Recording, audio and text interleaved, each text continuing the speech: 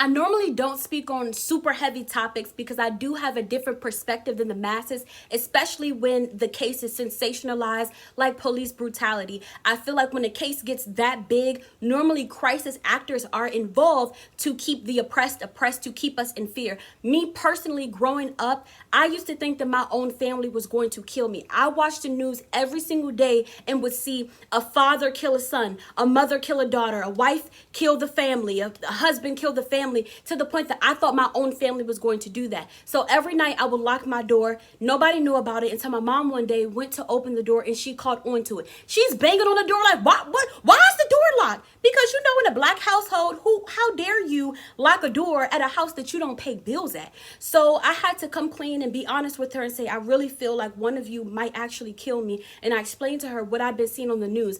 To my surprise, she wasn't like, girl, what's wrong with you? Like, that's crazy. She was very understanding, very receptive, and she made me feel better about it, to the point that that particular night, she was like, all right, good night. I'm going to go ahead and lock the door. And moving forward, she always made sure the door was locked. And I did as well. Like, I don't go to parties. I don't go out late. I don't smoke. I don't drink. Like, I just don't put myself in certain situations because just in general, I am an introvert, but I am a bit fearful of things happening. So I, keep the fun innocent and light. Like, I'll go to the mall, I'll go to the movies, I'll go out to eat and then like to a trusted friend's house. But normally we just talking about like girl talk or like, watching shows and stuff like that. But today we're going to talk about rapists. I have seen in the past couple of days so many rape cases, and it's very sickening. I cannot imagine being held against my will and have something taken from me that I feel like is sacred and that I would only share with somebody I'm intimate with and that I love.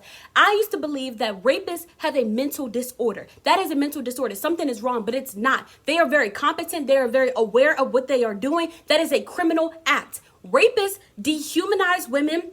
They are narcissists, they lack empathy, and they come in different size, shapes, personalities, backgrounds, mentalities. You can't spot a rapist particularly. Yes, I will be talking about men raping women, but I will say that it does happen the opposite way as well. But typically, older women will do that to younger men because, as you know, we are physically built different. So a man at a certain age is going to be able to power back with a woman. But there are a lot of men who have been victims of sexual abuse against in regard to older women. But like I said, today we're going to be talking about the opposite end. I will say this, I will not be silenced. I know people was in an uproar about me talking about how you're not born gay, and in a lot of cases people were sexually abused or sexually assaulted. If it didn't happen to you, keep scrolling, that's cool, but I'm going to speak on it because it's been very prominent in my family and I don't want to see that happen. If you choose that lifestyle because that's what you genuinely want to do, then by all means. But if something happened to you, then I want you to know that I'm here for you, I'm listening, and I'm aware of it, and I'm going to speak about it.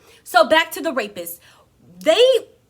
Some of them something might have happened to them by a woman previously, and they have this aggression or this vengeful just feeling towards women. They feel entitled to have sex with them. They feel like it's their right. Rapists feel a sort of entitlement to your body. A lot of them feel like this thrill when you're like raping a girl, you dehumanize her. Rapists lack empathy. They're not looking at you as like, oh my gosh, this is a girl. Like, I'm so sorry this happened to you. They're like stone cold. Like you don't mean anything at all. And they get a thrill out of you fighting. No, stop. No. They get a thrill out of that. It excites them and they continue and keep doing more. So I don't like when people say, oh, you shouldn't have wore that. Oh, maybe you were dressed in a certain way that made him feel like he can do that to you. No, that's no excuse at all. I don't care what you have on at all. If you don't want to have sex with the person, they are not entitled to your body. What I will say about clothing though, just from a rapist perspective, because I did do research, they will go after women that have on less clothing because it's easier to get off. Yes, they might be aroused and their mindset is, I'm repaying you for getting me aroused, which that's sick, but that's how some of them really do think. If you have layers of clothes on, you got a hoodie, you got a jean jacket, you got on jeans, they're not really going to look in your direction, not because you're not appetizing, but just more so it's harder for them to try to get your clothes off because there's so much layers to get off, and then they have to deal with you trying to fight them off as well. You're more likely to escape. So if you're going to escape, you might remember what they look like, tell the police, and now they're in trouble and didn't even get off on what it is that they were trying to get.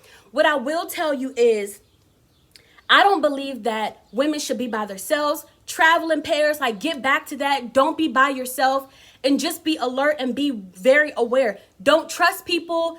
Don't take their drinks, because there are opportunistic rapists who go after women who are drunk, who are super high, who are kind of out of it, and they will take what it is that they want. In our society, men are deemed as cool by the amount of women that they have sex with. So imagine growing up being that guy that women didn't really gravitate towards you, that you had to put in more effort than the next guy that probably looked a little better than you, judged by the women. That's how they feel. And so you feel like, dang, I got to get my numbers up. So you start taking this thing from this woman. It's less about the woman. You have dehumanized this person, or more about the act of sex, because I need to add my numbers up. I need to say that I was able to have sex with this many women. It's not okay.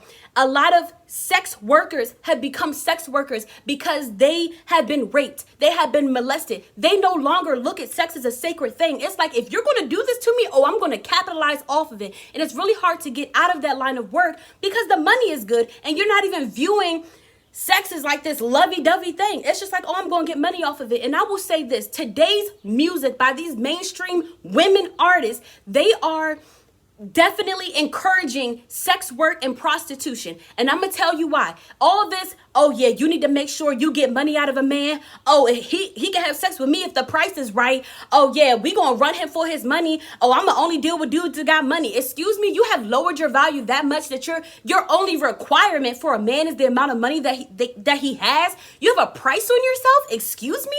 I think not. That is prostitution.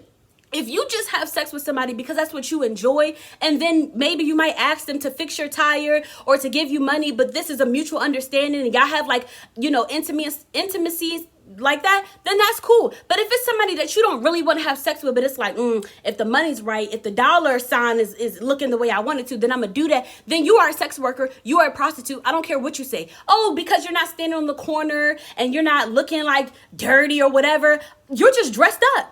Okay, you just happen to find that person in the club, in VIP or wherever. If you didn't want to have sex with this person, but you had the mindset of, oh, I can get money out of him or I can get this out of him, you are a prostitute. It just is what it is. And I am not fond of people that excuse that type of behavior. A lot of rapists, when they do get caught, they excuse what it is that they do. They feel, as part of them, feel like it's okay. They feel entitled to this thing. And I understand that whole like no snitching rule, but you got to redefine that, especially when your homeboy, your friend is out here raping people and you're not speaking up on it. You're still befriending them. You are enabling their behavior. You are encouraging them. You are making them feel like it is okay. And shame on you. I'm so hyped right now because it's really sad to watch women have to go out and tell their story, and that the people that know what's up is like, oh, my hands aren't involved. Like, I don't have anything to do with that. It's really scary. Imagine that being your daughter, your sister, your brother, because like I said, it can happen both ways. Your dad, your son. You wouldn't like that, would you? So make sure that you speak up. Again, they dehumanize these women. It's like, I'm going after you. I'm getting this thing from you. I don't care what you say. And that's their mindset. Dehumanization is not just in the rapist cultures. It's in social media as well. You'll see a person on here crying about something that happened to them, or telling you a sad story, or, maybe they were publicly embarrassed. We dehumanize the situation. We look at it as entertainment. So we don't even feel empathy like, oh, dang, I'm sorry that happened to that person, or I feel bad or whatever. We look at it as, you're crazy, laughing at people's misery. It's sick and it's not cool. That's all I have to say about that.